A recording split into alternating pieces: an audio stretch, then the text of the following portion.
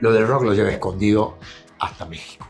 Y obviamente un provinciano no tenía acceso a eso. Pero esa noche, un tipo muy celoso, porque era el número uno de la compañía, un ídolo de ídolos, Sandro, Roberto Sánchez, se aparece en las oficinas.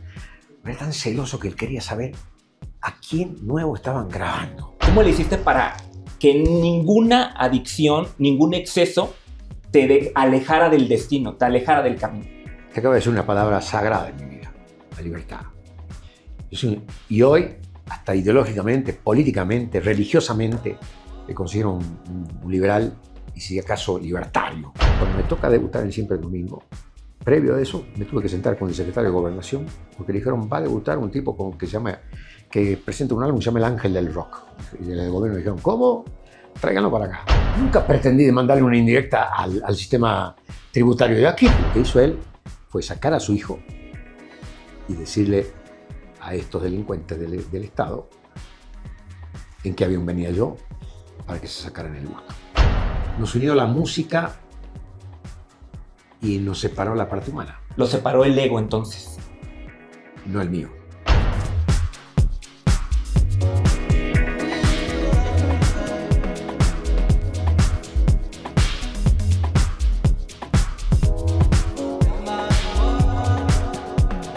Perversos, el día de hoy tenemos a un ángel que cayó del cielo, de la música, para deleitarnos en Perversiones de un Café, el señor Laureano Brizuela.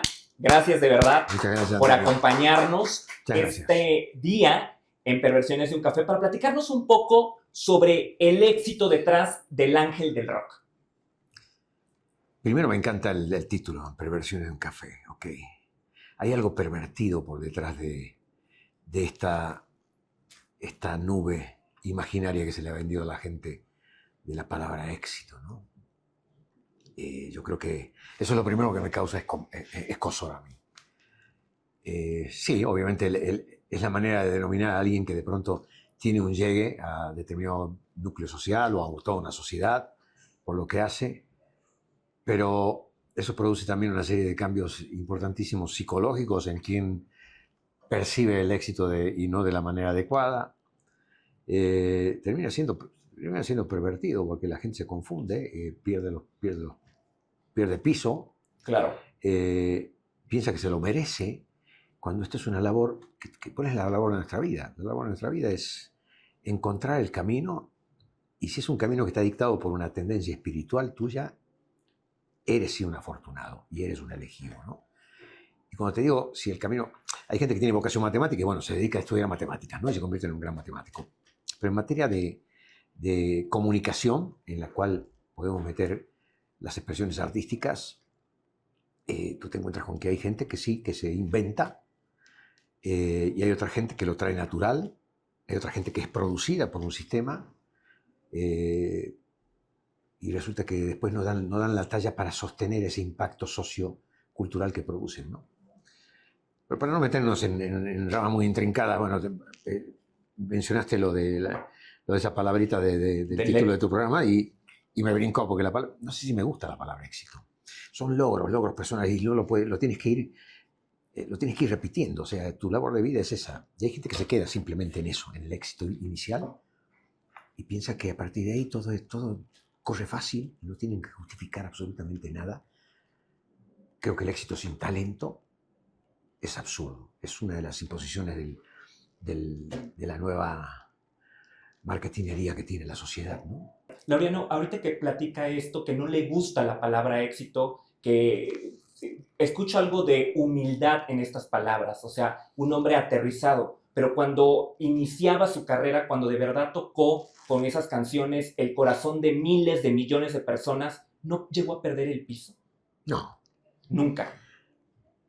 Siempre estaba ocupada mi mente en pensar que estaba empezando a lograr a vivir de lo que me gustaba y que encima tenía un cierto impacto emocional, psicológico, ético, porque me esforzaba en mis líricas y en las cosas que yo escribía para que lo que recibiera la gente sea algo que tenga consistencia, que tenga que tenga los niveles de educación que yo traía para poder escribirlo, y veía que lo estaba logrando. Entonces eso me ocupaba en pensar cuál era el paso siguiente. Y no estacionarme y decir, wow, ya la pegué, qué bueno es esto, apláudanme, mírenme, y entrar con esa soberbia, esa solemnidad con que entra cierta gente a un stage, a un escenario, y piensan que eso le va a durar siempre, ¿no? Y no, tú tienes que probarte toda la vida.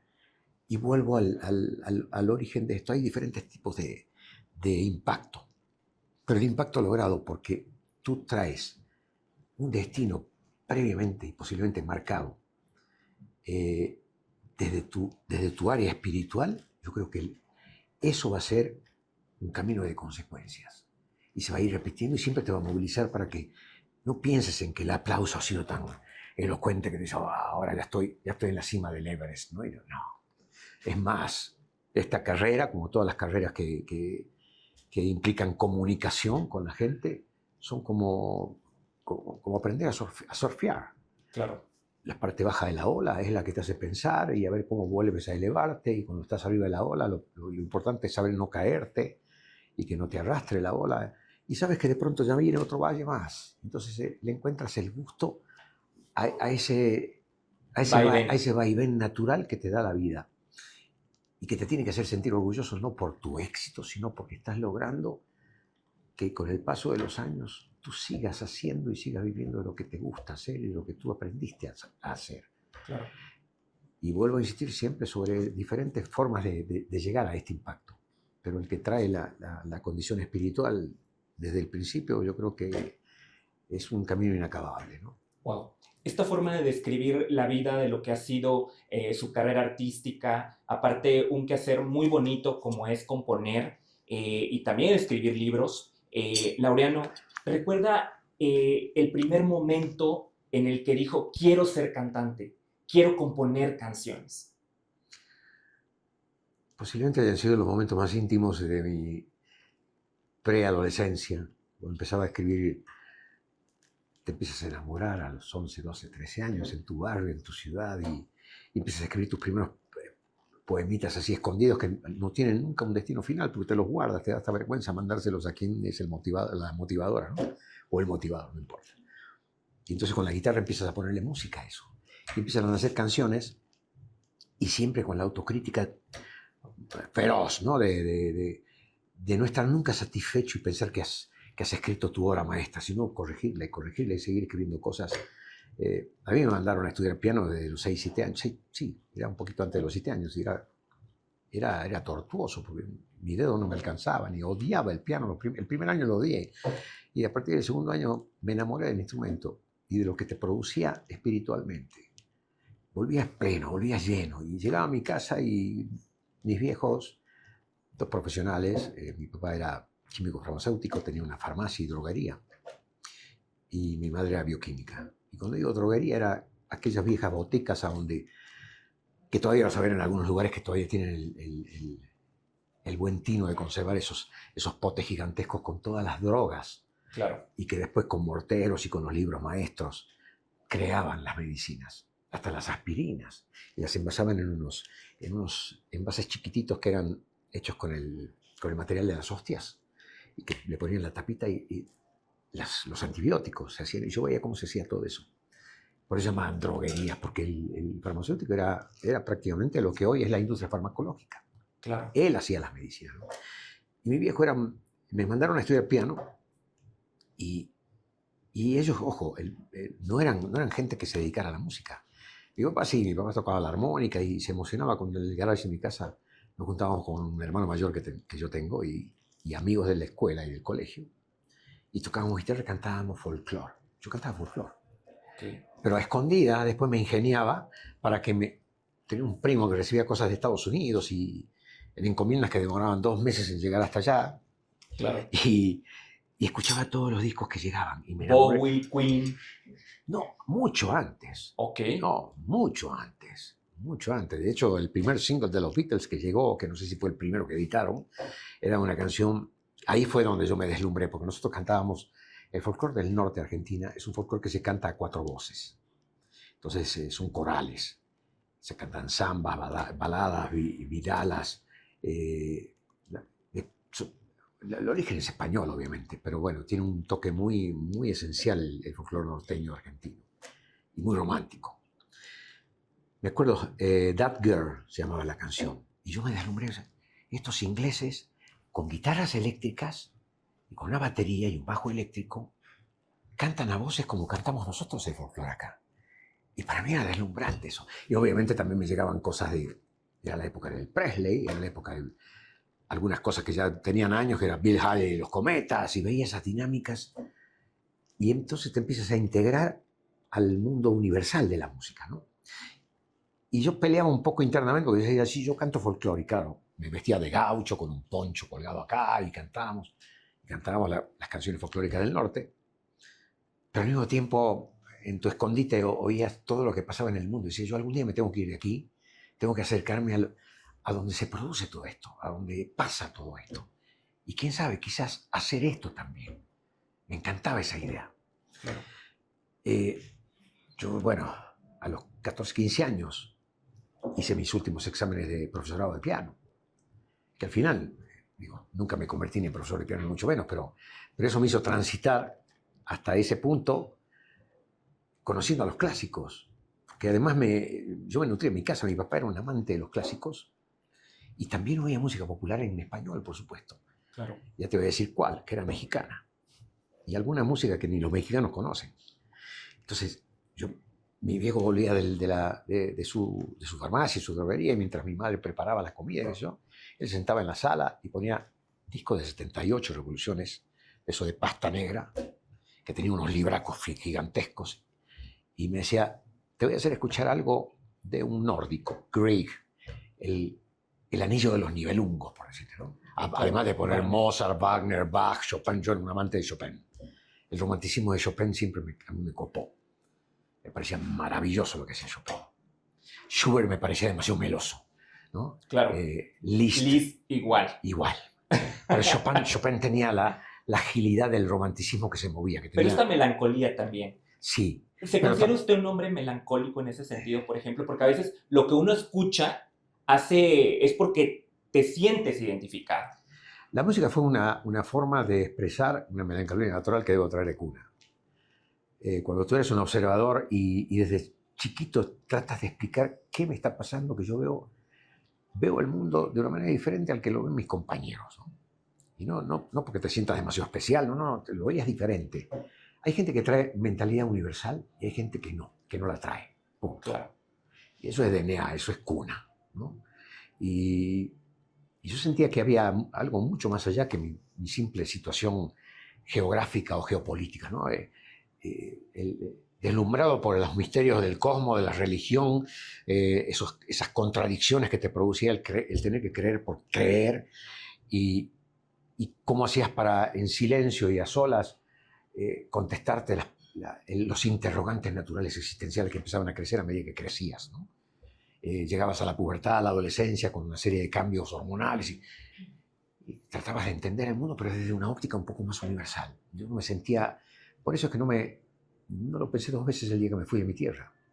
Fui el único de los hermanos que dijo, 16 años termino lo que llaman aquí la prepa, y digo, me voy. ¿A dónde vas? Buenos Aires.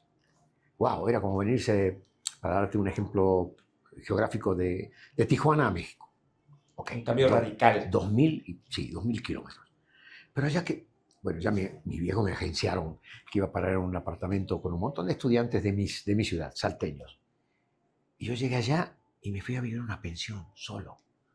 Porque al lado de esa pensión vivía un tipo salteño que también era un solitario, que tocaba guitarra clásica, mayor, muy amigo de mi hermano mayor, y me presentó a un montón de gente grande. Y yo empecé a frecuentar con gente mucho más grande que yo. Yo era un chico de 17, 18 años en una ciudad gigante como Buenos Aires, pero mis amigos eran de 25, 30, estudiantes universitarios, algunos ya graduados que estaban estudiando una segunda carrera.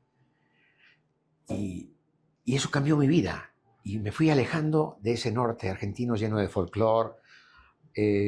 Sigo admirando la fineza del folclore del norte argentino, porque todo lo que han escrito los grandes poetas y los grandes escritores del norte estaba siempre referido a la naturaleza, al ambiente ecológico que nos rodeaba, Claro. ¿no? me enamoré bajo la sombra del sauce llorón y al lado del arroyo cristalino, cuyo el tintineo de las aguas me hacía pensar en que todo era infinito. En fin, cómo se interrelacionaba la geografía y la situación geográfica nuestra, una zona montañosa al pie de la cordillera de los Andes, bosque gigantesco, todo verde, y cómo se integraba a los afectos. Entonces, eso te da cierta delicadeza de espíritu. Yo Claro. creo que mucho más pura y más delicada que la del lenguaje urbano, que es el que yo descubro en Buenos Aires, ¿no? Laureano, aquí me gustaría hacer un pequeño paréntesis, porque yo todo lo que me va, es tan deliciosa esta forma en la que va comunicando, en la que va relatando esta infancia, esta adolescencia, y después el despertar, porque a veces se despierta en la parte sexual, pero también se despierta en la parte de las emociones. Sí. Y usted, eso es lo que transmite en esta conversación. ¿Cómo Laureano, siendo un adolescente ya en Buenos Aires, se abre y hace ese cambio drástico de lo que es el folclore del norte argentino a esta parte del sonido estridente, tal vez del rock, de la balada, del romanticismo ya en Buenos Aires? ¿Cómo surge eso? Lo del rock lo lleva escondido hasta México. Ok. Y no es que no lo sentía y no lo busqué en Buenos Aires, pero en Buenos Aires había un movimiento gigantesco del famoso rock nacional, que en ese tiempo estaba gestándose como una especie de clon de lo que pasaba en Estados Unidos con el movimiento acústico, ¿no? De la época de Mamas and the Papas y de toda esa gente, ¿cómo se llama? De Bob Dylan. Entonces empezaban los cantantes acústicos, ¿no? Y obviamente un provinciano no tenía acceso a eso. Sin embargo, me hice amigo de mucha de la gente que estaban gestándose en el mundo del rock. El de Papos Blues, que fue uno de los mejores guitarristas que tuvo la Argentina, ya murió, pero Papos en un accidente, pero estaba Los Gatos, que era una banda de rock muy rica. Estaba La Joven Guardia, que a mí me gustaba mucho, que eran los que crearon el extraño de pelo largo, la chica de las botas rosas, qué sé yo. Era todo un movimiento beatnik. Ok. En la Argentina. Como hippie, ¿no? Como esta parte hippie. Sí, con un aire hippitón, ¿no? Que yo creo que eso le pegó prácticamente a todos los países del mundo como reflejo de lo que acaba de pasar en Woodstock, ¿no? Ok, claro. Aunque los orígenes de Woodstock provenían de otro tipo de fenómeno social, era la rebelión contra la guerra, ¿no? Porque eso fue Woodstock. Ok. Fue un acto de rebeldía ante la gente. Se dejó la barba, se quemó los documentos y había que buscar a John Smith para que lo enrolen en el ejército, y eran todos John Doe, como decían, ¿no? Rebeldes. Nadie sabía quién era ahí. Y empezó la onda de la búsqueda de más espiritualidad a través de las drogas y todo lo demás. Pero ese choque en Buenos Aires hizo que de pronto un cantante folclórico de Buenos Aires, famoso, tipo muy famoso en la Argentina, muy elegante, él trabajaba con un smoking y con el poncho es ¿cómo le llaman acá el poncho? Sí, el que tiene un agujero en el medio. Sí, el poncho. Así que nada más que allá es largo. Y cada provincia en Argentina tiene un color específico. El color del norte, de Salta, era granate, era borrabino con franjas negras. Y este hombre que me conocía, nuestra familia se conocían desde Salta, me dice: Laureano, tú cantas bien, ¿qué haces acá que no estás cantando? Y me invita a ver sus shows y yo lo empiezo a acompañar a shows folclóricos, en grandes peñas y en grandes festivales. Me dice: te voy a llevar a mi compañía. Su compañía era nada menos que la CBS International. Y él era el director artístico de folclore en la compañía. Pero dice: te voy a presentar a gente del pop. Pero yo digo: no, el folclore no quiero cantar. Laureano, ¿golpe de suerte o destino eso? Yo creo que destino. Creo que hay ciertas cosas que están predestinadas en tu búsqueda que te van llevando hacia el punto exacto donde tú no lo sabes, pero te vas a encontrar con esa llave que te abre una puerta inimaginable, que ni siquiera tú la estás... No soy de los que está elaborando la idea hasta lograrlo. No, se fue dando todo de manera circunstancial, que no es circunstancial en el fondo por la forma que te lo estoy diciendo. Creo que tú traes predestinada la forma natural en que por instinto vas a encontrar, de los 5 senderos o 20 senderos, vas a encontrar el que te va a llevar al punto de encuentro con algo profundamente tuyo que va a empezar a ser realizado, ¿no? Y de un día para otro me encontré en la compañía, me presentan a un tipo muy afable, muy rico, que fue mi primer maestro, digamos, en materia de producción y de cómo entrar a un estudio de grabación.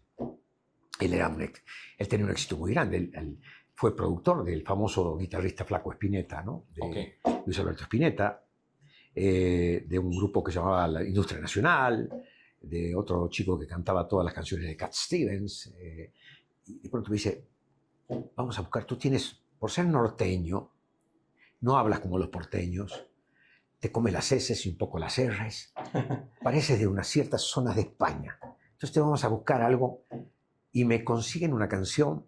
Me dice, mientras tanto, sigue escribiendo. Y yo escribí, para ese primer álbum, escribí como 3, 4 canciones. Y me traen una canción de un pop rocker de España. El tipo sigue activo, es un tipo muy talentoso, Juan Pardo.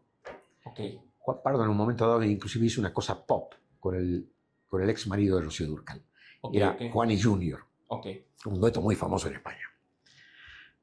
Y me llega una canción que tenía esos tintes cuasi folclóricos en el lenguaje, porque tenían pureza poética. Pero el beat era de medio tiempo y rico. Entonces, ¿por qué te quiero tanto? Se llama la canción. Que me di el gusto de regrabarla después. Y grabé.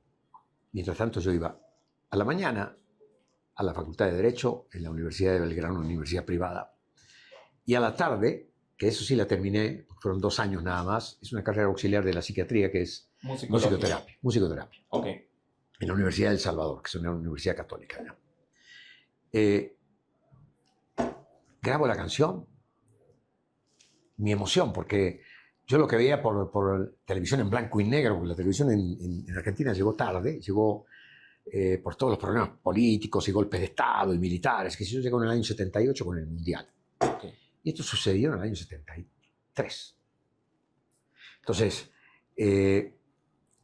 yo veía desde mi casa, cuando era niño y adolescente, a los grandes ídolos como Sandro, como Fabio. Decía, wow, algún día me voy a encontrar con esta gente. Okay. Y esa noche que yo grabo la canción, uno de los productores de folclore era parte de un grupo de folclore, de un grupo que se llamaba Los Arroyeños, folclórico. Te vamos a hacer el coro nosotros. Y hasta me sentí cómodo porque dije, de alguna manera traigo parte de mi pasado puesto en el estudio de grabación y yo tratando de encontrar un lenguaje menos folclórico del que yo estaba acostumbrado para esta nueva canción. Y una novedad, porque esa noche un tipo muy celoso, porque era el número 1 de la compañía, un tipo conocido en toda América, un ídolo de ídolos, Sandro, Roberto Sánchez, se aparece en las oficinas. Era tan celoso que él quería saber a quién nuevo estaban grabando. O sea, desencuentro, tuvieron un desencuentro. No, hay anécdotas muy chistosas, hasta alguna con cierta malignidad, porque los argentinos son muy caballeros, son muy italianos. No te olvides que la raíz más grande que tiene Argentina es Italia. Claro. E inmediatamente vino la española. Me dice el director artístico que estábamos grabando en el estudio, baja a la oficina, que te quiero presentar a alguien. Y llego a la oficina y estaba el gitano, como le decían, ¿no? Un tipo muy especial que no dejaba que lo miraras mucho. Estaba siempre en movimiento. Hiperactivo. Sí, hiperactivo y a propósito, porque a él no le gustaba que Ahora, tú puedes decir si a lo mejor yo tengo un lunar acá, o si me sonrío para un lado o para el otro. Él no dejaba que nadie lo observe. Era un tipo muy misterioso.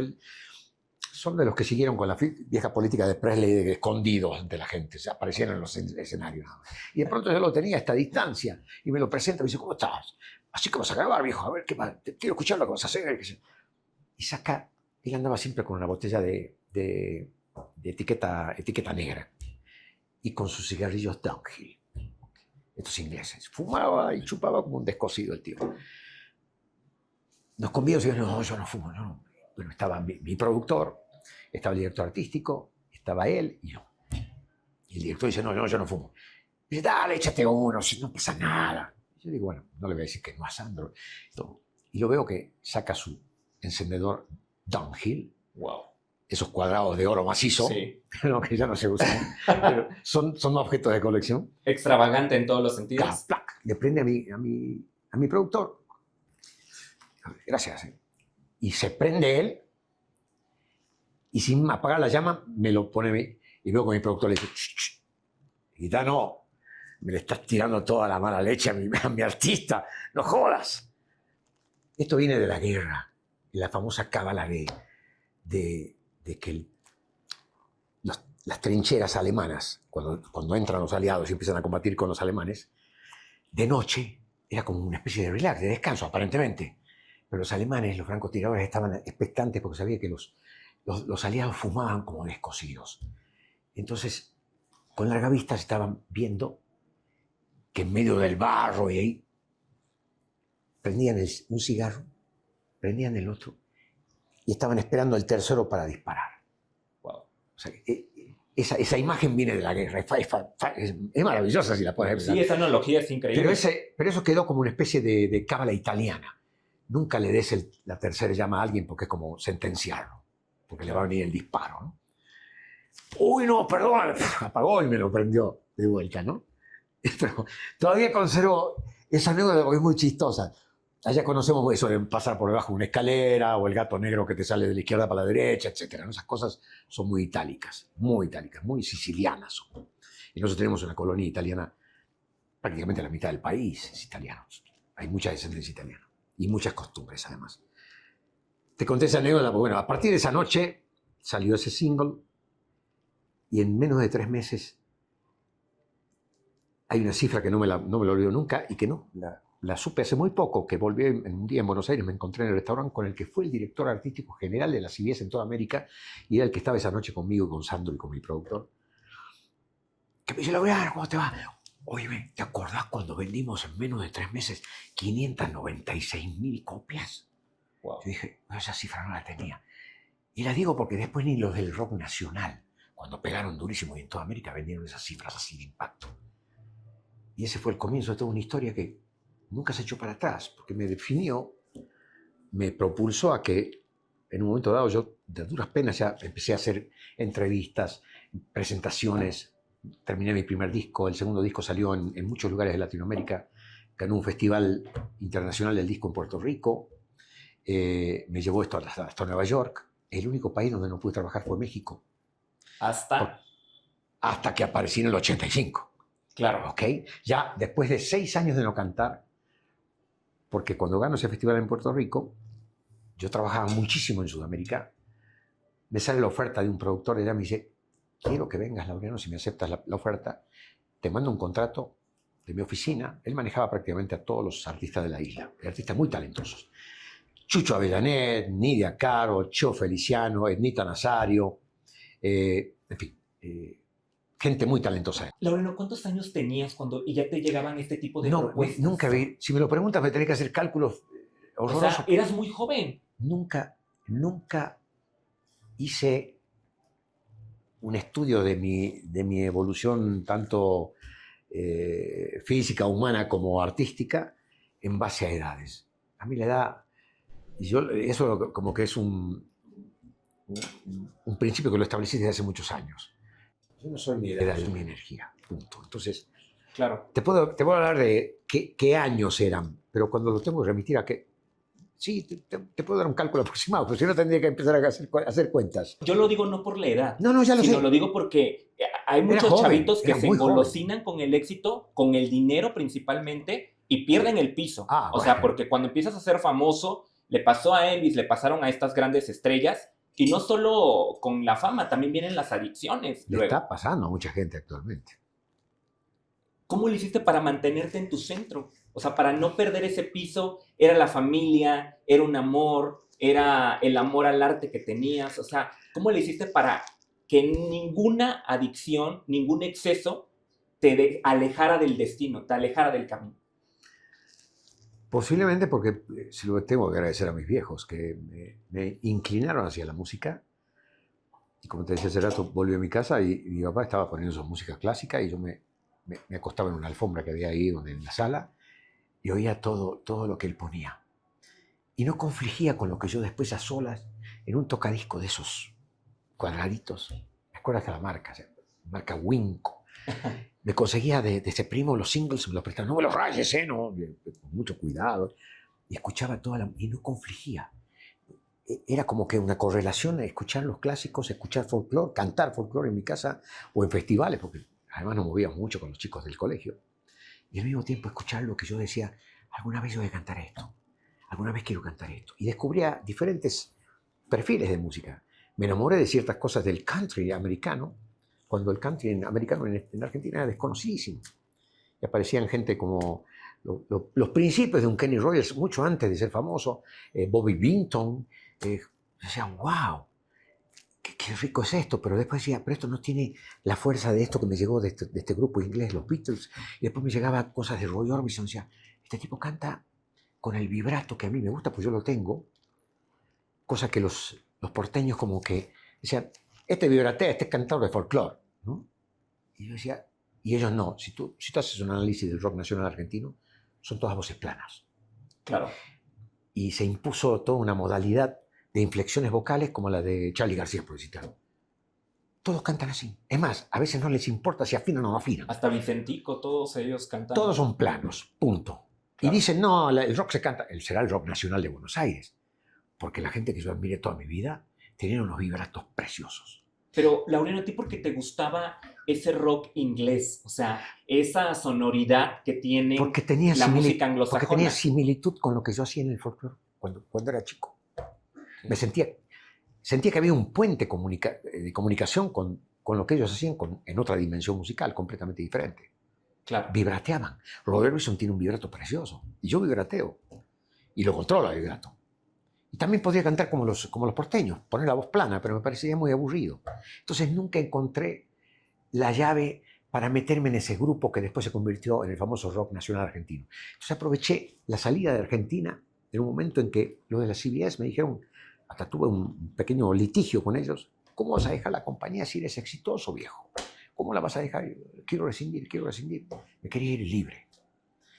Te acabo de decir una palabra sagrada en mi vida, la libertad.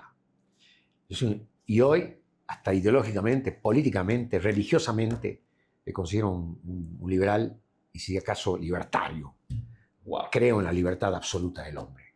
Creo que el hombre tiene que tener como principio fundamental de su existencia la libertad. Entonces, tengo que irme libre de la Argentina. No puedo ir amarrado a un contrato que de pronto me llamen por teléfono y yo vuelve porque nos debes un disco. No. 1985, llegas a México. 78 estoy en Puerto Rico, empezando a producir gente. Y cuando hago las producciones, les empiezo a hacer en el que iba a ser el sueño de cualquier productor latinoamericano, pero no lo hacían en ese tiempo. Producir en Nueva York. Cuando yo emigro, me acompaña en esa migración un mes después, pero paró en mi casa en Puerto Rico 3 meses hasta que decidió dónde irse, un genio de la música de Argentina, un gran arreglista, Jorge Calandrelli, que ha sido el arreglista desde la Streisand a Bennett, se instaló en Estados Unidos y fue un exitazo el tío.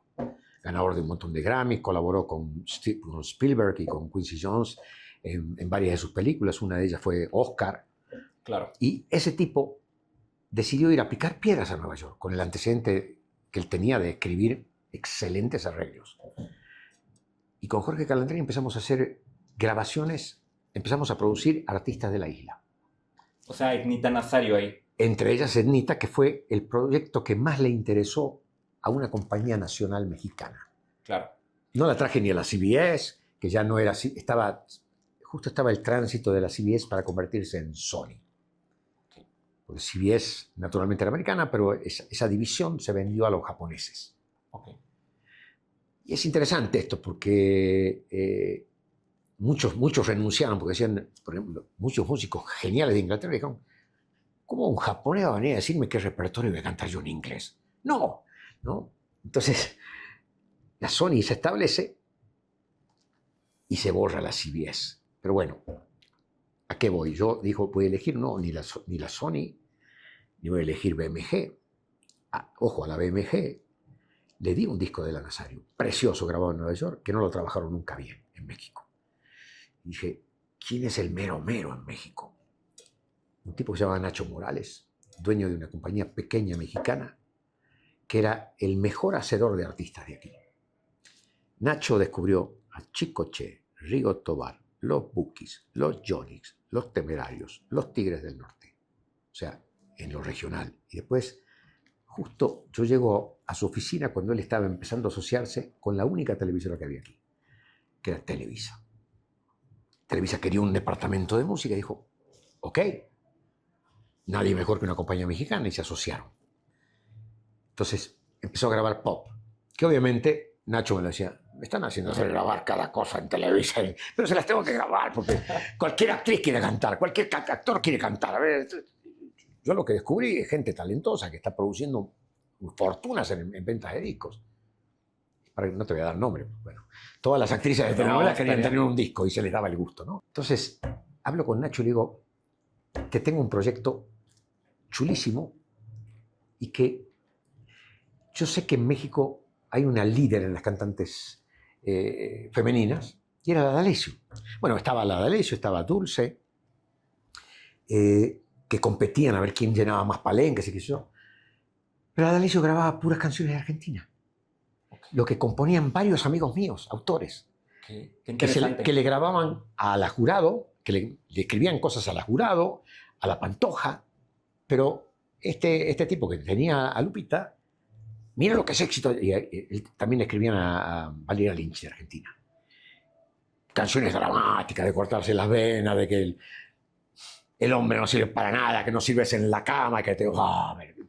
Claro, pero era un gran negocio y la gente se cortaba las venas escuchando esa... ¿Qué feminismo ni qué nada si ya existía hace 30 años, 40 años? Ahí empecé yo a diseñar y con la que sí di en la tecla, aunque también la grabé a Nidia Caro, por ejemplo, pero con la Nazario, que tenía un potencial vocal extraordinario. Grabé ese tipo de canciones, pero moderando el lenguaje. Ya no es, no sirves en la cama, no te quiero, no. ¿Por qué no le cuentas que cuando estás conmigo, estás pensando, cuando estás con ella, estás pensando en mí? Era una manera mucho más dulce, más sweet, hasta más poética de desvelar ese trío, ¿no? Claro. Y pegó. A que no le cuentas, La Prohibida, Ese Muchacho, Mi Pequeño Amor, y por ahí para abajo. 4 álbumes que aquí tuvieron unas ventas maravillosas y la impusieron en principio de los 80 a la Nazario, y para mí fue como una carta de presentación con Nacho. Yo quería aprender a producir, para que ya no me produjera nadie, y en un momento dado te voy a traer mi primer proyecto. Sí, por favor, vuelve a cantar, viejo, tú tienes que cantar y grabar solo. Y cuando lo llamo, le digo, estoy grabando, y estoy grabando en Nueva York. Yo ya había estudiado el mercado mexicano. Aquí había un movimiento natural, pero underground. ¿Por qué? Porque el canal y los medios hegemónicos de comunicación, las grandes cadenas, que cada cadena tenía 100, 120, 140 radios, era un aparato muy grande de difusión que a Nacho le sirvió para imponer todos esos artistas que te conté. No podían pasar nada de lo que en el sótano, gente como el Tri, Botellita, La Maldita, Kenny, Bonnie y los Enemigos del Silencio, todas estas agrupaciones. Kerigma, Las Insólitas, jamás los iban a pasar. El escenario más importante que tocaban era Rocotitlán, que era de mi amigo Tony Méndez, que es parte de Kerigma, el bajista. Yo, ¿cómo puede ser que el fenómeno del rock nacional en Argentina sea tan fuerte? Sí, pero lo que pasa, me decía Nacho, es que aquí hubo un festival de carros que lo convirtieron en un festival de música y fue un desmadre, viejo. Avándaro. Exacto. Y entonces los medios dijeron, aquí no queremos lo que pasa en Argentina, que tenemos 50.000 cabrones frente a la plaza, en Plaza de Mayo, frente a la casa de gobierno, levantando la mano e insultando al sistema. No, aquí... Todo tranquilito. Y por eso le estamos pidiendo inclusive a Televisa que promueva poperos. Y sin embargo, tú llegaste, si no me equivoco, Siempre en Domingo con Raúl Velasco. Eso fue después, cuando Nacho me dice, estoy grabando. Y va a escuchar lo que estoy grabando, y bueno, yo estaba grabando rock. A ver, el rock como yo lo entendía. Es una fusión maravillosa con un pop muy delicado, que es lo que se estaba produciendo en Inglaterra desde el principio de los 80, que yo lo denomino el romantic rock inglés, ¿no? Y que entre los mejores exponentes para mí hay proyectos preciosos como... Bueno, sin hablar de las grandes bandas, como Genesis se convirtió en una banda de pop rock realmente maravillosa, ¿no? Pero a mí me encantaba la dulzura, la dinámica y hasta la sensualidad de Roxy Music, por ejemplo, ¿no? Ok. Ese tipo de proyectos. Ni hablar de que Queen habían sido los seguidores de los Beatles, se habían producido maravillas, pero eso habían sido los 70s. definitivamente, pero los 80 nos ofrecían otra gama de cosas. Y yo sobre esa base dije, yo quiero la dinámica norteamericana con la melodiosidad que tienen los ingleses. Y me dediqué a escribir y a hacer ese proyecto. Viene Nacho a oírlo y me dice, yo le entro, yo te apoyo y vamos a firmar. Tenemos un problema, no nos van a difundir. Ay, ¿para qué lo voy a grabar entonces? Es que tenemos que convencerlos. Por suerte, como me estoy asociando con la gran televisora, a ver qué pasa. Y él entró. Y me acuerdo de un convenio celebrado con alguien de la televisora y Nacho y 2 personas más y yo en Los Ángeles. Me acuerdo en un mercado que vendía pescados fritos y que eso ahí frente a la playa, ahí ahí cerca de Santa Mónica. Llegamos al acuerdo. Pero en el momento que armamos el álbum, portada, y hacemos un especial. Bueno, pero eso viene después. Me dice, yo no tengo la infraestructura para hacerte el trabajo de imagen que tú pides. Yo estaba convencido que esto nuevo tenía que ser trabajado con imagen. Que yo no venía a transgredir nada, yo traía otro lenguaje. Era más humanístico, si se quiere. Yo hablaba de la fuerza del hombre, del espíritu del hombre. Y el tema central era un alegato antinuclear, era el ángel del rock. Era la historia de un tipo sobreviviente de la explosión nuclear y del desatino estúpido humano, ¿no? Que de hecho empezaba con helicópteros, con bombas. No existía esa música grabada en español en ese momento. Y claro, México estaba inundado de los grandes crooners, eso es indudable. Julio, el Puma, Camilo, Rocío, Juan Gabriel, José José, Napoleón. Claro. Inundaban los crooners. ¿Por qué? Porque era conveniente para que la gente romantizara, pero no se pusiera a pensar en cosas contra el sistema. Como lo que tú estabas haciendo en El Ángel del Rock de 1985. Así es, sin pretender molestar, pero hablando de lo que no hablaban esos crooners. ¿Y cómo fue recibido El Ángel del Rock? O sea, te bautizaron prácticamente como El Ángel del Rock. Se lo llevamos precisamente a Televisa, y uno de los dueños de Televisa que me recibe, que era el rey de la telenovela aquí, era el que decía qué actriz y qué novela se hacía, me recibe. Él no podía ver a los disqueros. Sí, le tenía cariño a Nacho, pero a todos los demás no. La próxima vez, mira, déjame tu muestra, me interesa la idea, pues le expliqué cómo era el proyecto. Imagínate, la muestra era en un cassette. Okay. Se lo voy a mostrar a mis hijas, me dice. Ok, vamos a ver. Vente a desayunar conmigo mañana. Y al otro día fui a desayunar y me dice, les encantó, cabrón. Llamó a Luis de Llano, que era el encargado de toda la parte, digamos, musical, el de los grandes eventos. Luis, hay que hacerle un trabajo, un especial, con la historia que él me está relatando, que me parece de ciencia ficción, dijo. Eso no es normal. ¿Se refiere, perdón, a Raúl Velasco? El que no, Raúl era un presentador. Raúl, no, ninguno. Nosotros, ahorita que dijo de telenovela se me vino a la mente Valentín Pince. No, estoy hablando de los jefes de ellos. Ok. De Víctor Hugo Farril. Ok. Víctor Hugo está considerado el rey de la telenovela. Era socio de Azcárraga. Ni está dueño de la empresa. Okay.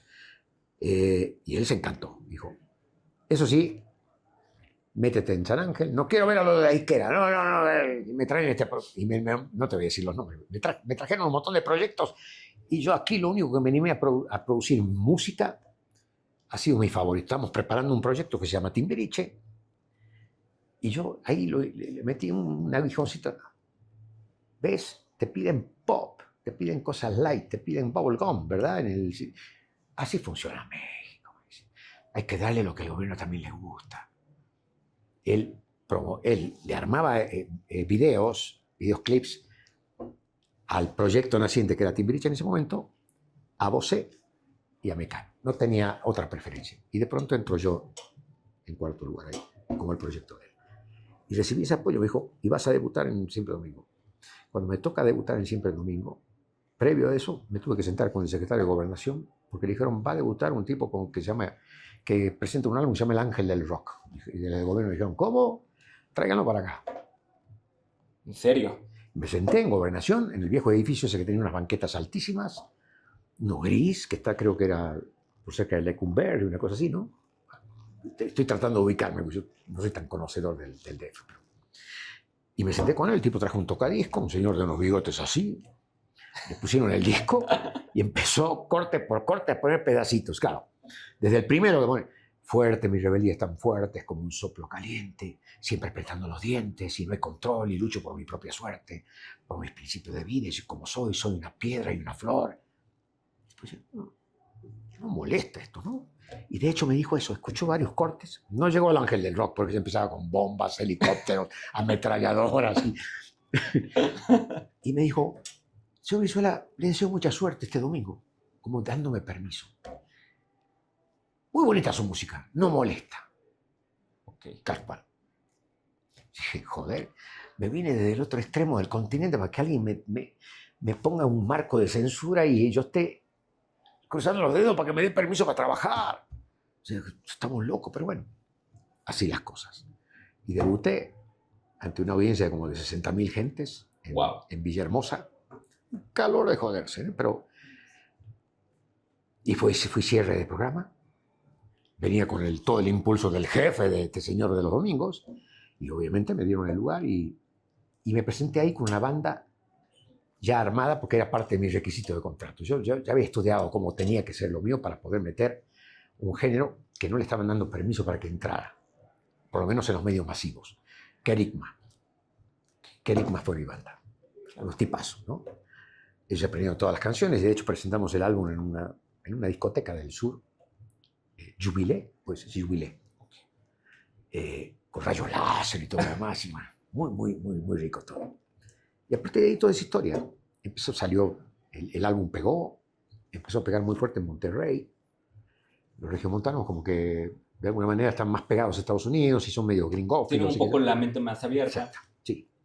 Laureano, pero sin duda te sentías con una responsabilidad ahorita que pues, dijiste algunos versos de este primer tema. ¿Te sentías con algún tipo de responsabilidad con la juventud de aquel entonces para emitir ese tipo de mensajes tan fuertes? Ofrecerle otro mensaje, que no sea el de a donde llegó un punto del rock nacional argentino, o sea, en esta puta ciudad. No hace falta. Vengo de otra raíz, ¿no? Vengo de un mundo de poetas folclóricos que siempre han tenido una adoración por el lenguaje y por la estética del idioma español, y impregnado de poesía. Entonces eso me obligaba un poco a no convertirme yo en un disidente de lo que yo pensaba y lo que yo sentía.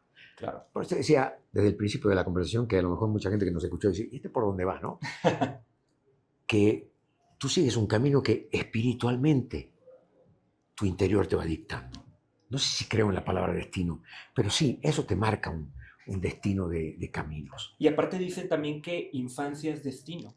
Porque sí. A veces, ahorita Eso que es me una buena platicabas definición. Al inicio de la conversación de la entrevista, de que mucho de lo que tú eres es por lo que escuchabas, por lo que veías en tu casa. Así es. O sea, al final es maravilloso porque yo, al igual que tú, también soy de provincia, y cuando uno viene a una ciudad tan grande como por ejemplo la Ciudad de México, en tu caso a Buenos Aires, y después a la Ciudad de México, te deslumbra todo.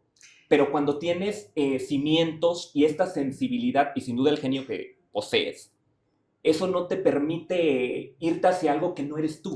O sea, no dejas que perturben tus bases éticas, estéticas de lo que tú crees y cómo deben de ser las cosas. No dejas.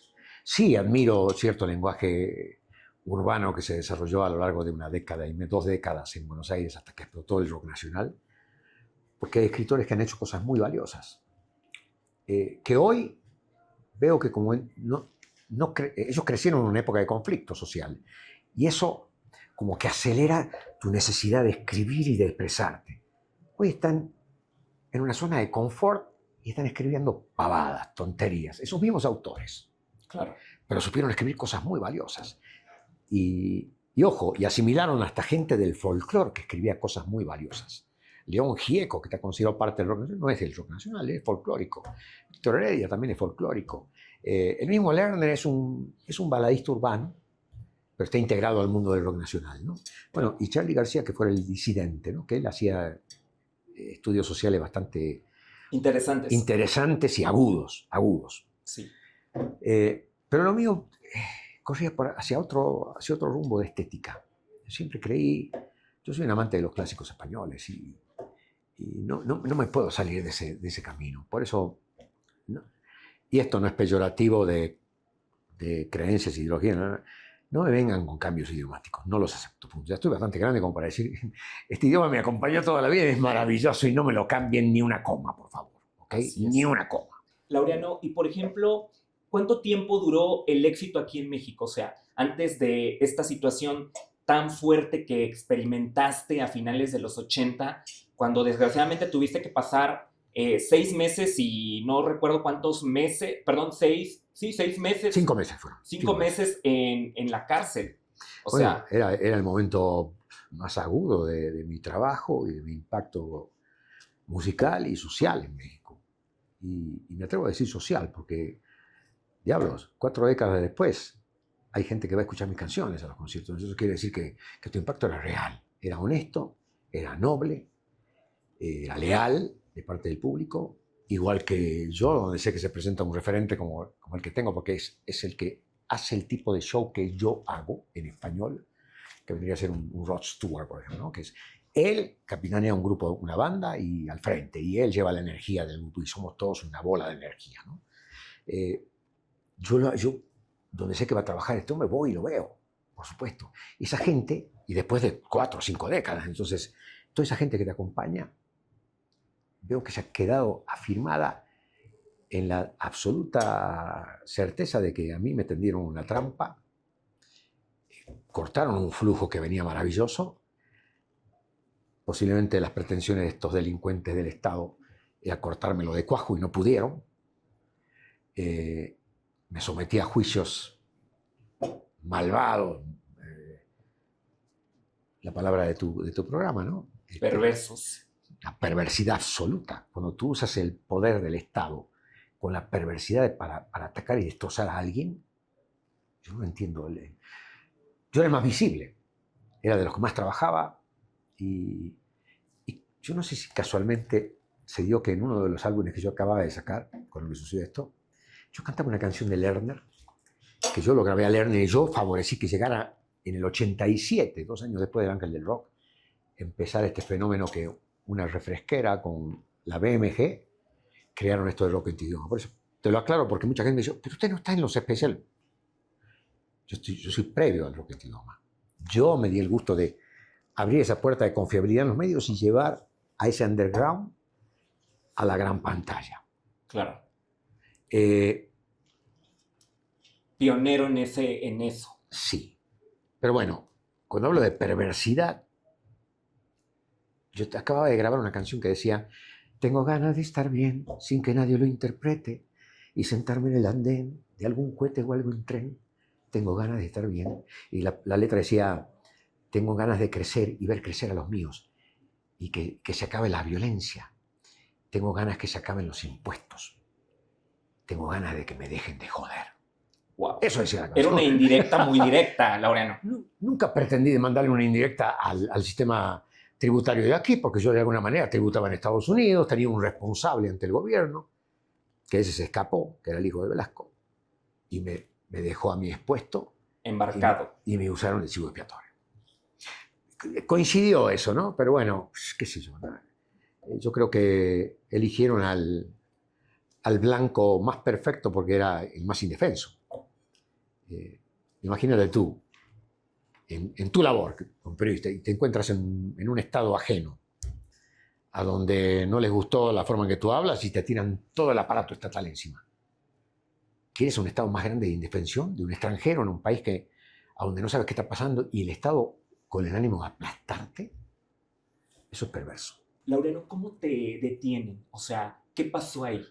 Bueno, yo venía de trabajar en Miami y nadie me avisó. Me podrían haber avisado. Ese señor que ya murió me podría haber tomado el teléfono y decir: Laureano, no tomes el avión, porque están buscando a mi hijo, que era el responsable real. Pero ¿Te refieres a Raúl Velasco? Te pudo haber llamado. Así es. No, lo que hizo él fue sacar a su hijo y decirle a estos delincuentes del Estado en qué avión venía yo para que se sacaran el gusto. Entonces me detuvieron en el aeropuerto. De aquí de la Ciudad de México. Sí. ¿Qué pasó por la mente de una estrella como tú, de un artista como tú, cuando de repente te viste en 4 paredes sin saber qué estaba ocurriendo? Porque al final el artista no declara como tal los impuestos. Al final tiene un equipo que se encarga de declarar estos impuestos, a menos de que tengas tantas manos como un pulpo para poderlo hacer por ti Y mismo. menos cuando tú estás trabajando en un país ajeno. O sea, ¿a ti se te ocurre pensar que viene Paul McCartney y lo vas a ver hacer cola el otro día en el SAT para ver cuánto debo de lo de noche de las entradas? Eso es ridículo. Claro. Alguien de aquí tiene que dar la cara por él, y si hay cualquier detalle que no sea el correcto, el de aquí tiene que purgar cualquier tipo de problema, ¿ok? No, eso se lo pasaron por el arco del triunfo y me hicieron responsable absoluto de, creo que, 5 fechas que el señor no había declarado. Wow. Pero claro, se escapó a Alemania y me pusieron a mí y me encontré con un marco de violaciones flagrantes que no son propias de un Estado democrático en ese momento, ridículo. Si tú eres un presunto de lo que sea, no te pueden mandar nunca a una cárcel de sentenciados, nunca. Esos son principios legales universales. Pero bueno, acá no se cumplen. Acá te meten al lado de los más grandes personajes de carteles y de delincuencia en la policía y de ladrones, criminales, violadores, sentenciados todos, y tú en el medio, esperando desarrollar un juicio del cual yo salí después inocente, absuelto y sin delito que perseguir. Ya no chiste. ¿Se aprende algo en la oscuridad? Por ejemplo, en ese lugar, Aprendes a caminar en la oscuridad. ¿Cómo, Laureano? ¿Sí? El instinto sobrepasa cualquier expectativa. Ahí tienes que aprenderlo. Aprendes a caminar y que nadie esté cerca tuyo a menos de 2 metros. ¿Eh? Y sí, lo que pasa es que yo tenía yo tuve la fortuna de acertar en el criterio de lo que yo traje musicalmente, porque eso tuvo un asidero muy fuerte en el público de México. Y que yo estuviera ahí adentro no significaba un acto de justicia para nadie ahí. Al contrario, todos los que estaban adentro sabían que eran culpables de algo. Y lo primero que decían, este tipo no tiene nada que hacer acá. Entonces, de alguna manera, estuve como protegido por la misma población de adentro. Okay. Te topaste con gente buena adentro. Con gente muy conocida, muy jodida en términos de fama internacional, muy buena. Digo, a el que lo toque, piso, ¿eh? Así, mandatos internos del lugar. No se pueden meter con este. Y de alguna manera, la misma población te protege. Estando encerrado, ¿te daba incertidumbre, te daba ansiedad lo que estaba ocurriendo afuera, independientemente de tu proceso? Porque al final, tú como figura pública, era tu imagen la que estaba en fuego. O sea, fueras inocente o culpable, algo estaba pasando y se estaba manchando tu imagen. Ahí diste en el clavo, porque esa era la pretensión del Estado. Y fueron 6 años sometidos a una depredación de imagen fuerte, que yo tuve que luchar contra eso porque me tenía que quedar, estaba bajo proceso, no me podía ir. Y sí, para salir bajo fianza, se armó una gira, porque me impusieron pagar un crédito inexistente a Hacienda, y no lo pude recusar, no lo pude impugnar. Me dijeron, no, ya hay un juez, sí está en proceso, pero ya hay un juez que dijo que usted merece 3 años, 8 meses de prisión. Claro, había un dedo desde arriba que le decía a los jueces, no sé si sigue pasando, no, me imagino que sí, qué es lo que tenían que hacer. Y ya me habían tirado la sentencia. Y yo me fui pasando de un estrato a otro jurídico, ¿no? O sea, primero el juez común, 3 años, 8 meses. ¿Ok?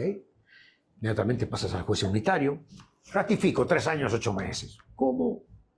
Yo no hice nada. O sea, no debo. Es más, ya pagué eso. Lo que me dijeron que había 6 fechas en el acto, la compañía liberó un cheque y pagó. No, me inventaron ese otro caso. Entonces, me amparé y obviamente me fui al colegiado. Pero ese proceso duró hasta el año 96, principio del 96. Y esto empezó en el 90. Claro. Yo estaba libre, pero atado a pagar Hacienda. Entonces, en el 96 salgo inocente, absuelto y sin delito alguno que perseguir.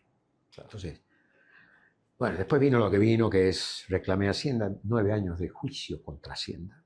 ¿Okay? ¿Y ahí qué pasó? Me negaron hasta la Corte Suprema. No, usted quiso pagar, que yo quise pagar. Me tenían contra la pared con el pelotón de fusilamiento, yo quise pagar. No, ¿Está aprobado por sentencia? No, lo ignoraron. Entonces presenté mi caso en la Comisión Interamericana en Washington, en tiempo y forma, y bueno, gané las 2 sentencias, que todavía están irresolutas por la falta de voluntad del gobierno. Pero se tiene que solucionar, porque esos mandatos no se quedan en el cosmos, ¿no? Tienen que finalizar, y estamos en el trámite final posiblemente de este tema. 32 años después de su origen. Wow. Qué sorprendente el tener esta vida tan apasionante, de verdad. O sea, para una bioserie prácticamente. Sé que escribiste un libro en el 2006. Sí, pero no quiero hacer una bioserie, porque las bioseries te remiten a ese tipo de audiencia que lo que quiere ver es una novelita rosa de las 6 de la tarde, y donde se tergiversan prácticamente todas las historias, y es más importante el beso que se da el protagonista que la historia real, ¿no? Y lo mío está planteado como un posible documental. Ahora yo viajo precisamente a Sudamérica, vamos a recopilar cosas que tengo de mi historia, vamos a armar toda la historia mía, porque mi historia es meritoria también para quienes han sido de alguna manera atacados por este tipo de artilugios del que posee la llave del mecanismo y de las herramientas de un Estado para romperte la madre, ¿no? Entonces, claro, creo que esto va a ser muy significativo en términos de un material histórico, ¿no? Claro. Creo más en eso, creo más en una historia bien relatada, con gráficos y con toda la historia que yo traigo, que es larga, es muy larga. Tengo muchos antecedentes que rescatar en Argentina, en televisión, en entrevistas, en revistas, después mi paso por Puerto Rico, triunfos internacionales. Aquí, a mí me asombró mucho, por ejemplo, el Festival OTI en México. Se posicionó México como casi dueño del Festival OTI, siendo un festival originado en España, pero la organización iberoamericana hacía ese festival, que era un festival de canciones. Y aquí hay gente muy famosa simplemente por haber cantado en el Festival OTI Nacional. Y solo a veces tienen solo una canción. No, claro, pero además esa gente no ganó un festival internacional. Fueron famosos porque además usaban el domingo para mostrar y cantaban la canción X, no importa si eran ni seleccionadas siquiera, pero ya eso era el principio de una carrera gigante para cualquier artista. Por el uso dimensional del gran escenario, ¿no? Claro. Yo estando en Puerto Rico, este mismo productor me dice, Laureano, qué cosa más linda escribiste para la Nazario. ¿No teníamos que escribir la canción para el OTI? Yo dije, nunca me lo pidió Argentina, me lo está pidiendo Puerto Rico. Ok. Escribí una canción que se llama Contigo, Mujer. Sí. Y la presentamos en el Festival OTI en Buenos Aires, que era la sede en Buenos Aires, porque acababa de ganar un tema de uno que fue un gran amigo mío, uno de los grandes compositores de Argentina, Chico Novarro. Quédate sentada donde estás hasta el final de la canción. Sí. Y 1000 canciones que han grabado aquí en México, grandes exponentes, inclusive José y en fin, muchos exponentes de México han grabado las canciones de él. Y voy y gano el primer premio al Festival Internacional. Con lo cual, si me preguntas qué importancia tiene, bueno, quizá es una manchita más del tigre, pero no hay ningún festival internacional que haya producido un gran éxito internacional, porque nunca estuvieron ligados a los intereses de las disqueras. Claro. ¿Okay? Entonces, las disqueras son las que tienen que usar ese material y decir, wow, es una canción. Sin embargo, esa canción la transformé la cantó un chico moreno, no es negro, él es mulato, típico puertorriqueño, bozarrón el tipo, y a la canción dije que le voy a hacer la versión femenina. Y me di el gusto de hacer una grabación que yo creo que es impecable, que se llama Yo Soy la Mujer, y la cantó Ednita en uno de sus álbumes. Laureano, sin duda, ahorita mencionas mucho a Ednita, sé que fue tu esposa, o sea, que vivieron un gran amor. O sea, ¿cómo se permanece queriendo una persona a la distancia? O sea, aunque ya termines en un divorcio el amor, finiquites el amor en un papel, ¿cómo se sigue amando a alguien que ya no está contigo? Bueno, yo no me animaría a decir que uno sigue amando, ¿no? Okay. Hay enamoramientos, y vuelvo al tema de la espiritualidad. De pronto encuentras cómo canalizar toda esa carga que tú traes desde adentro para volcarla en una serie de argumentos hechos canciones y que sabes que esa intérprete te va a dar exactamente la tonalidad exacta, la interpretación correcta, que tú vas a supervisar eso y te vas a convertir un poco en el artífice de cómo desarrollarle el perfil perfecto, ¿no? O el más adecuado. Se le sigo teniendo un profundo cariño a ese tiempo con Ernita, porque de alguna manera fue el medio de crecimiento no solamente de ella, sino mío.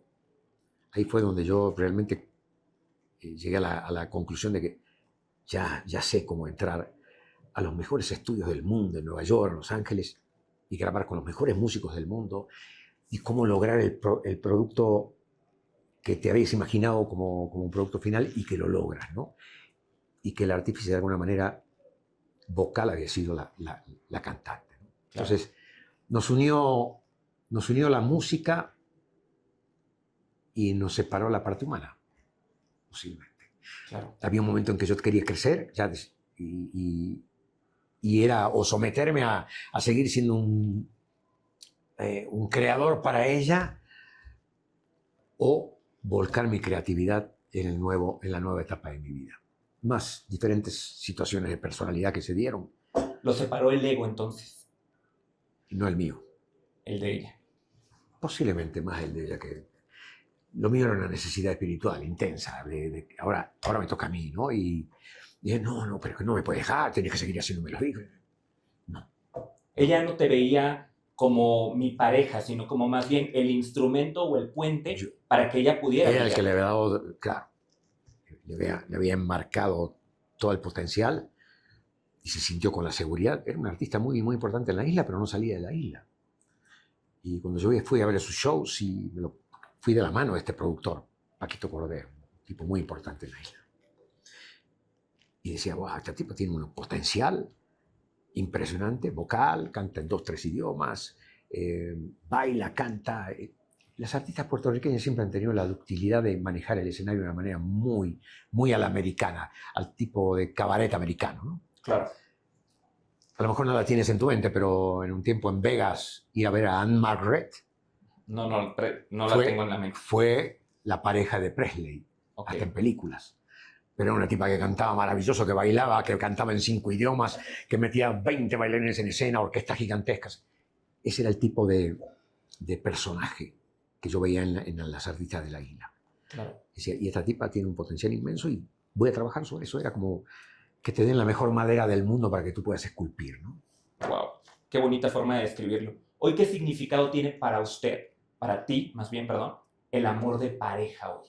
A tus 74 años, ¿cómo se transforma el amor? Si es que existe esa transformación. Wow. Fíjate que pasas de lo sensorial, que posiblemente es lo que origina la unión con alguien, a lo profundamente espiritual. Hay un compromiso ya de hacer el viaje juntos. Y empiezas además a darte cuenta de que todo es finito, que la mejor manera de sobrevivir con una sonrisa a esta existencia tan efímera, y a donde por suerte lograste encauzar tus instintos espirituales en forma de un arte, como es la música, y que eso no puede estar alejado de quién va de la mano contigo en este viaje, ¿no? Y ya ves a tu mujer quizá con los mismos deseos del principio, pero con un halo mucho más grande de espiritualidad. Claro. El amor toma otros colores. Y te das cuenta de que aquello que fue la ignición no es necesariamente lo importante. Claro. Sí, claro, es un motivador. Es un motivador saber que hay piel, que hay una unión, ¿no?, fuerte, física, pero al cabo eso es otra cosa lo importante. Lo importante es esa comunión de miradas, de intereses, de saber que cada día que te despiertas ahí está contigo, que cuentas tus sueños y te cuentan los suyos, y sabes sus debilidades y sabes sus fragilidades y apoyas y conocen las tuyas. Y el ser humano está hecho para vivir en pareja, definitivamente. Claro. Y no puedes quizá te lleva un tiempo largo y a algunos les lleva toda la vida, no se dan cuenta. Darte cuenta de que lo importante no es ese impacto de feromonas. Sí, claro, es como el abre puertas, pero ¿cuántos quedan nada más que después de unas cuantas horas? O minutos. O minutos. Claro. Laureano, desgraciadamente, dijera Juan Gabriel, Dios perdona, pero el tiempo no. Sé que ya se nos está acabando más bien prácticamente los minutos de esta bella conversación, pero yo sé que tienes presentaciones próximamente, porque el ángel del rock regresa a los escenarios con más fuerza. Fíjate que yo tengo que ser un tipo agradecido porque, y sobre todo a un público con el que tú de pronto dices, voy a traer mi idea. Se abre esa puerta y ves que tus canciones empiezan a ser, palabra éxito, un éxito radial, televisivo, la gente empieza a comprar hasta las revistitas donde salías tú y las fotos y ves que no hay nadie de los seguidores que no tenga su póster pegado en la pared y eso puede ser interesante si lo analizas cuando pasa el primer álbum, pero cuando pasa el primero, el segundo, el tercero, el cuarto, el quinto y tú empiezas a hacer una especie de mirada retrospectiva y dices, ¿qué hice en este mercado? A ver, pues yo soy de los que no mido el tiempo, no me interesa. Quizás porque espero que algún día el tiempo me sorprenda, pero yo no vivo agobiado porque me quedan 5 minutos para... No. Y te das cuenta que retrospectivamente tienes arriba de una treintena larga de temas que han sido importantes en la vida de gente. ¿Por qué? Porque la gente va a escuchar eso en conciertos. Digo, yo voy a un concierto y no es comparativo, pero bueno, pero te lo saco de ejemplo. De Rod Stewart, y si no me canta Baby Jane, que ya tiene 50 años la canción, como que le faltó algo a Rod Stewart, ¿no? Y voy a escuchar eso, ¿no? Más todo lo nuevo, que todo lo nuevo es maravilloso. O si vas a escuchar a Neil Diamond, por ejemplo, ¿no? O Paul McCartney, si no te canta Yesterday, hey, te faltó algo, Paul, ¿no? Pese a que hay 10 álbumes más de él, ¿no? Y te ves con la necesidad de reconocer y con profunda sensatez y, si se quiere, de humildad, de que te debes a esa gente. Y esa gente lo sabe y esa gente te gratifica con su presencia porque sabe que tú sigues en la eterna lucha existencial de seguir haciendo lo tuyo. Y lo tuyo calo hondo en su corazón, no voy a hablar de alma, en su espíritu. Claro. Espiritualmente te llevan y te dicen, wow, vamos a ir a escuchar los éxitos de Laureano. Y a ver si trae algo nuevo bien y si no, da lo mismo, porque quiero escuchar, es como yo te decía, yo entre las cosas nuevas a lo mejor quiero escuchar Yesterday también, ¿no? Claro. Y eso pasa. Hay una frase que ya mucha gente la acuñó, pero yo la vivo en carne propia. Tú sabes que eres parte del soundtrack de la vida de la gente. Claro. Como hay artistas que son parte de mi soundtrack. Y que los voy a llevar para siempre, o sea, no importa si después ya no cantan tan bien, no importa, esas canciones son inmortales para mí. Claro. Y yo lo entiendo porque eso lo trasunto en la gente que va a mis shows. Digo, yo sé lo que siente. Si no lo sintiera yo, no sería capaz de entender. Me quedaría nada más que en el marco del éxito. ¡Wow! Me vienen a admirar. No vienen a que yo le vuelva a pegar un golpecito en el corazón de aquel momento en que escucharon tal o cual canción y se enamoraron o se separaron o se odiaron o se volvieron a unir o se alejaron, en fin, lo que digan las canciones, ¿no? O algunas expresiones hasta sociales que tengo en alguna de mis canciones, ¿no? Porque todas mis canciones han sido canciones del corazón, ¿no? Aunque la música global, y te puedes remitir hasta los grandes proyectos de bandas de rock, siempre han hablado de sentimientos, siempre. Claro. Al final de eso estamos hechos los seres humanos. Es lo que a través de la música lo que queremos expresar es eso, sentimientos. Entonces, la parte de esas músicas extremas donde el sentimiento empieza a ser ya un gruñido, no son de mi preferencia, ¿no? Laureano, no me quiero ir de perversiones de un café contigo sin antes hacer este pequeño ejercicio para ya terminar la entrevista. Esta es tu cámara de este lado y me gustaría que le hablaras directamente a ese niño que deja Argentina, más bien que deja su pequeño pueblo en Argentina para irse a Buenos Aires y abrirse a este mundo maravilloso que te ha hecho saber lo que es el éxito. ¿Qué le dirías o qué le agradecerías a ese pequeño que soñaba con tocar el corazón de millones, porque lo has tocado, Laureano. ¿Qué le dirías a ese niño si estuviera aquí? ¿De qué le agradecerías? Le diría que no deje de soñar, que los sueños se hacen realidad y que siga ese influjo energético que te da tu espíritu. Eso te va a llevar por buen camino, eso te va a llevar a concretar sueños. Todo tiene un proceso y todo tiene esfuerzo. O sea, aquí se usan palabras hasta de corte callejero medio vulgar, dice picar piedra, ¿no? De alguna manera es eso. Y la vida es eso. Y yo hice una especie dejé una frase en uno de mis álbumes que hasta la fecha la reconozco como la más certera para poder definir quién soy. Te conté, cuando empezamos esta conversación, todo lo que yo escuchaba. Y en un momento dado, cuando escuchaba clásico, me sentía un poco Liszt, un poco Chopin, un poco Beethoven, un poco Mozart, un poco Wagner.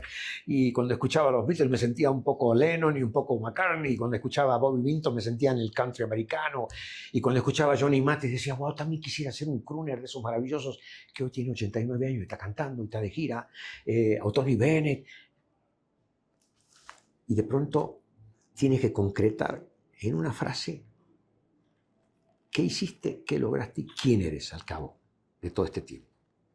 Y te lo voy a dejar como una frase, casi como un epitafio, que lo cargo hace muchos años. Busqué como quién ser en todos. Y me quedé así como soy, como ninguno. Wow, qué bonito. De verdad, gracias, Laureano, por abrirte de esta manera aquí en Perversiones de un Café. Sé que no necesitas de mis millones de suscriptores y de seguidores de redes sociales, pero ¿cuáles son tus redes sociales, Laureano? Wow, alguien me las puede dictar porque yo soy un despistado con eso. El Ángel del Rock, arroba Ángel del Rock, Laureano Brizuela en Facebook, en Instagram también Ángel del Rock, en Instagram igual, ¿no? Sí. Vamos a ponerlo como quieran en las plecas. Igual tú se lo vas a decir a la gente, sí. Claro que sí. Y a nosotros nos pueden seguir en todas las redes sociales como @perversiones de un café y a un servidor como en Instagram como Antonio Castaneda Sam y en X como Antonio Casta TV. Nos vemos para la próxima.